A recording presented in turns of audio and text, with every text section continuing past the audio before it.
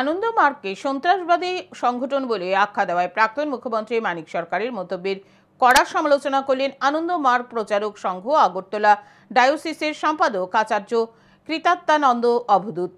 বুধবার সংগঠনের তরফে সাংবাদিক সম্মেলন করা হয় কলেজটিলা আনন্দমার্গ স্কুলে।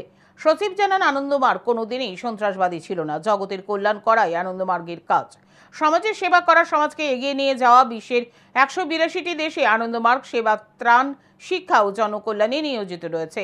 সেবা কাজের জন্য আনন্দমার্গ হুয়ের স্বীকৃতি পেয়েছে। অভিযোগ, সম্প্রতি তেলিয়ামুড়ার যুব সমাবেশে প্রাক্তন মুখ্যমন্ত্রী মানিক সরকার আনন্দমার্গকে সন্ত্রাসবাদী সংগঠন বলেছেন।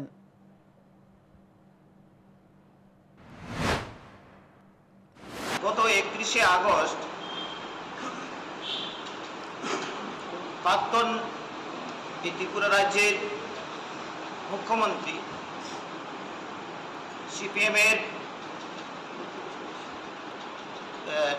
নেতা মানিক সরকার মহাশয় আনন্দমার্গকে সন্ত্রাসবাদী সংগঠন বলে এক জনসভাতে প্রচার করেছেন।